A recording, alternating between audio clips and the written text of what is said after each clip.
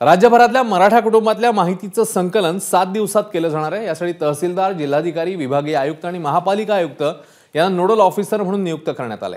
मराठा आरक्षणाच्या पार्श्वभूमीवर मंत्रालयामध्ये महसूल विभागाची महत्त्वाची बैठक पार पडलेली आहे आणि या बैठकीमध्ये हा निर्णय घेण्यात आलाय।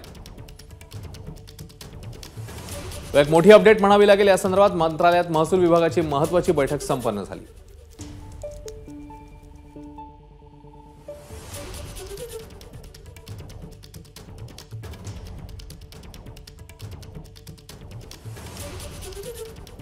तर महसूल विभागाच्या बैठकीमध्ये हा निर्णय झालाय। मराठा समाजाचं 7 दिवसात हे सर्वेक्षण केलं जाईल आणि त्यानंतर पावलं टाकली जाणार। सर्व मराठा कुटुंबांची माहिती मिळवण्याच्या दृष्टीने ही मोहीम आखण्यात आली आहे। राजू सोनावणे या मोहिमेबद्दल माहिती देतील। राजू, 7 दिवसामध्ये कशी ही मोहीम पुढे जाणार आहे, काय अपडेट्स?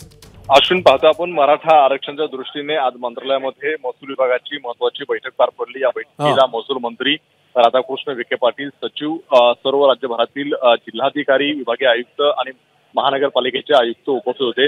सगळ्यात महत्त्वाचं म्हणजे का मराठा आरक्षणासाठी जो काय मागासवर्ग आयोग डेटा जमा करणार आहे, यामध्ये महसूल विभागाची सगळ्यात महत्त्वाची जबाबदारी असणार आहे आणि त्याच संदर्भातली आज ही बैठक होती। महसूल विभागाचे अधिकारी जे आहेत ते 7 दिवसांमध्ये संपूर्णपणे मराठा समाजाचा डेटा जो आहे तो गोळा करणार आहे। घराघरामध्ये जाऊन काय नेमकी परिस्थिती आहे याचा आढावा घेणार आहे आणि त्यासाठी 7 दिवसांची मुदत जी आहे ती देण्यात आलेली आहे। या मुदतीसाठी जे आहे ते काही अधिकाऱ्यांवरती जबाबदारी सुद्धा निश्चित केलेली आहे। त्यामध्ये तहसीलदार असेल, जिल्हाधिकारी असेल, त्याचप्रमाणे विभागीय आयुक्त आणि महानगरपालिका आयुक्त या सगळ्यांचे आहे ते नोडल अधिकारी म्हणून त्यांची नियुक्ती करण्यात आलेली आहे। त्यामुळे कुठेतरी या मराठा आरक्षणाच्या सगळ्या कामकाजाला जे आहे ते गती मिळालेली आहे। पुढच्या 3 ते 4 दिवसामध्ये या मोहिमेला सुरुवात होणार आहे आणि 7 दिवसामध्ये संपूर्णपणे हा डेटा जो आहे तो जमा करतील आणि त्यानंतर तो मागासवर्ग आयोगाला दिला जाणार आहे।